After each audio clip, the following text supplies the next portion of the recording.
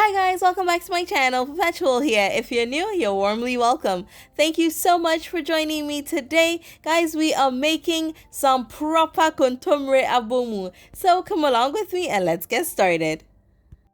The star ingredient is our kontomire or cocoyam leaves or taro leaves depending on where you live. And of course, if you do not have access to this, feel free to substitute this for spinach and you will get very similar flavors. Now you can pull away the actual leaves from the thick stems, or you can use a knife to cut it out like I just did here. You can choose whichever method works for you.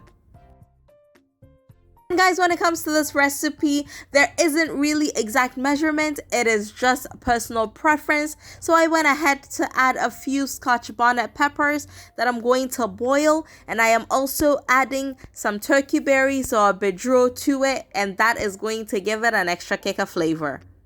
We're going to add a little bit more water, cover it up, and allow it to cook for a few minutes. Now guys, after about 5 minutes, and yes, I'm cooking on a coal pot today, but after about 5 minutes, I'm gonna go ahead and I will remove my kontomire from my stock there, or the water, and I'll remove my pepper as well and just leave my abeduro to continue cooking fully. And while that goes on, I am going to char some momoni or fermented fish, and I'm going to be using that in my abomu as well.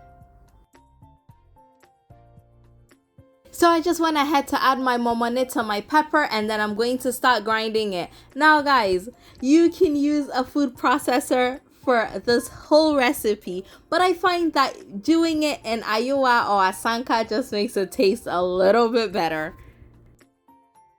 So I've gone ahead to add some onions as well, and I'm going to grind away. Now guys, this does involve a little bit of elbow grease, and I was cooking outside and grinding it on the table was not really working. So I went ahead to set my Iowa on the ground and I ground it a little bit more.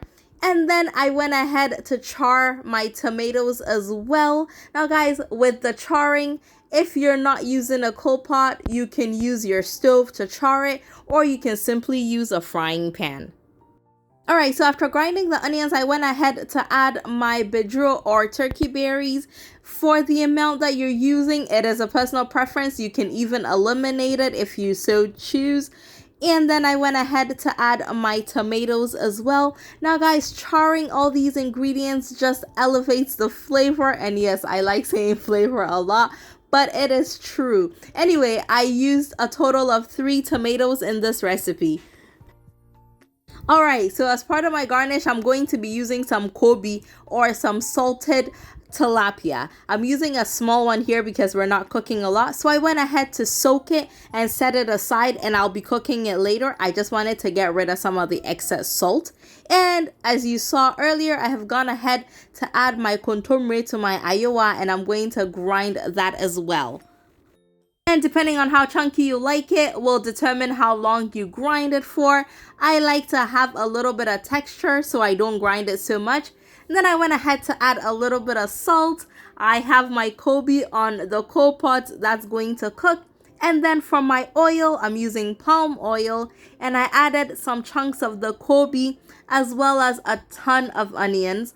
And this is just going to fry for a few minutes. At this point, my coal pot was almost out anyway, but I just needed it for a few more minutes.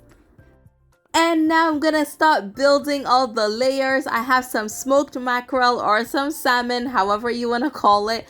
And I went ahead to add my boiled kobi as well. Because I soaked it, it is not as salty, so you can go ahead and enjoy it. Then next up, I am going to pour my palm oil and kobi and onion mix onto my abomu there. And I'm going to give it a quick stir just so that I can get all the palm oil nice and incorporated into my abomu or stew. Now guys, you're always welcome to use more or less or of any of the ingredients that I used, especially the oil. If you're not a fan of palm oil, or if you're trying to be a little bit healthier, you're more than welcome to use less. And then I am going to add some avocado and my plantain or apem and some yam as well. And I initially forgot that I had hard boiled some eggs as well, so I went ahead to add that later on too. And guys, that is it. Our meal was ready to be served. And guys, just as I cooked it outside, I feel like this meal tastes way better when you eat it outside. So that's exactly what we did. And one of my cousins is visiting from Canada, and he got to try this for the first time, and he was in love.